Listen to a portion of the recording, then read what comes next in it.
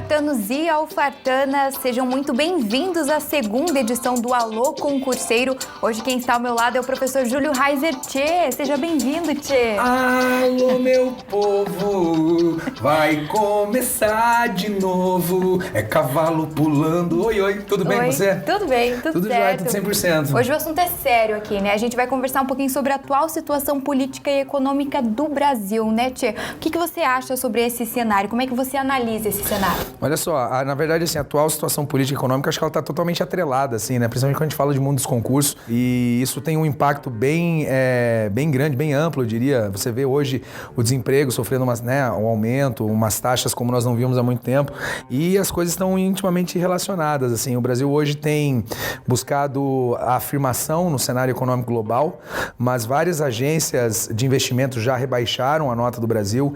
Hoje nós corremos um sério risco de termos uma economia que entra num processo de estagnação por causa do temor do consumidor em investir, em comprar e tudo mais.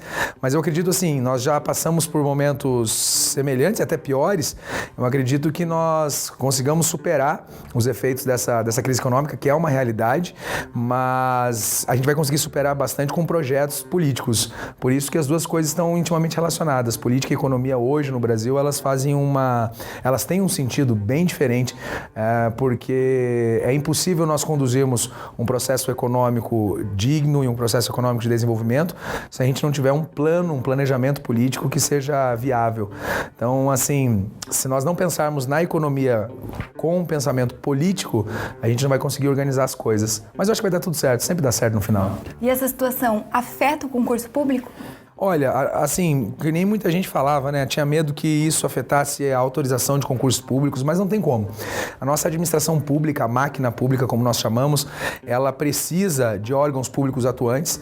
O Estado, ele é um organismo, como o próprio nome já está dizendo, então ele é formado por vários órgãos e esses órgãos precisam de pessoas, né?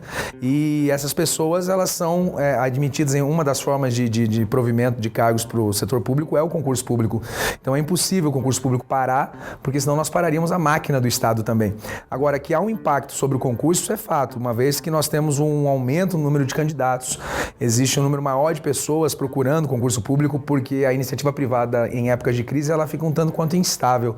Diferente do serviço público, que mesmo em alguns casos, quando existem atrasos ou não, mas você sabe que existe ali a sua possibilidade de estabilidade, dependendo em qual setor da administração pública você está, tem uma boa remuneração e é bem diferente da iniciativa privada. Então, eu acho que o impacto sobre o concurso público é esse.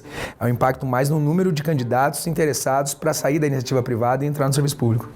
E a atual crise política tem alguma relação com a Operação Lava Jato, que há 2 anos investiga vários casos de corrupção envolvendo a Petrobras?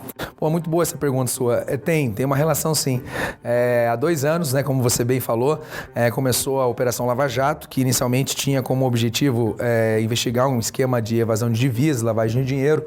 Isso trouxe à tona nomes como o doleiro Alberto Youssef e alguns agentes públicos também, como foi o caso do Paulo Roberto Costa, ex-diretor de abastecimento da Petrobras, Nestor Cerveró, que literalmente ficava com um olho no gato, outro no peixe, e cuidando das coisas aí dentro de uma perspectiva política, mas também com relações econômicas.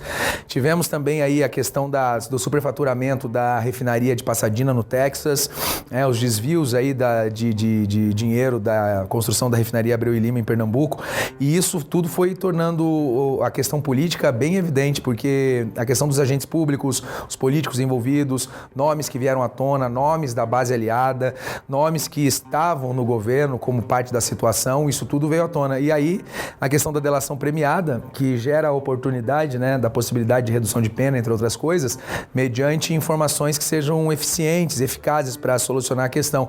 E aí começou, o caso aí do Delcídio Amaral, a delação dele, o Paulo Roberto Costa, o Alberto Youssef, e alguns nomes começaram a ficar expostos, e esses nomes estavam ligados ao governo. Então, a Operação Lava Jato veio expondo um lado, digamos assim, do governo e um lado da política que, apesar de a gente ter suspeita de que existia, não era tão escancarado assim.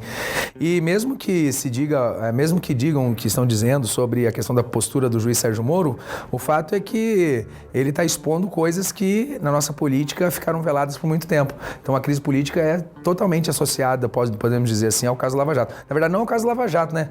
A crise política está associada aos atos de corrupção e a Lava Jato tem mostrado esses atos aí.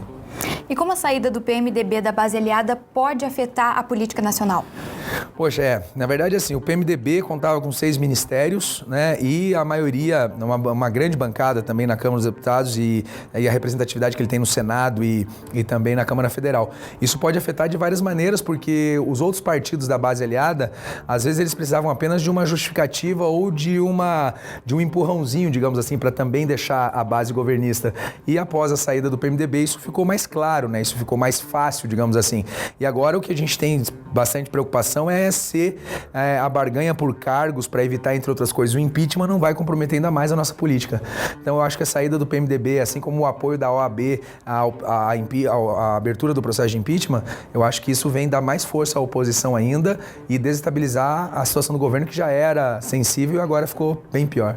E a gente falou um pouquinho sobre Lava Jato e como é um assunto muito importante, o Alphacom está preparando aí um super aulão sobre o tema, né? É verdade, um super aulão da Operação Lava Jato será ao vivo, dia 8 de abril, e a gente vai estar fazendo uma abordagem aí com o direito administrativo, o Thales, e falando sobre improbidade administrativa, a professora Adri falando sobre as questões relacionadas ao impeachment e aspectos do direito constitucional sobre o tema, e eu vou estar falando sobre a parte de atualidades, fazendo um link com a delação premiada, com a legislação em vigor que permite essa operação e como isso tudo está impactando no Brasil. Sem dúvida vai ser um tema aí para as próximas redações dos grandes concursos e quem quiser passar vai ter que assistir esse aulão, sem dúvida nenhuma.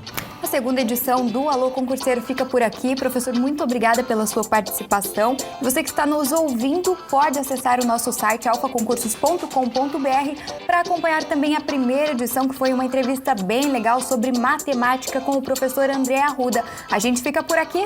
Até a próxima edição. Valeu! Tchau! Bye, bye!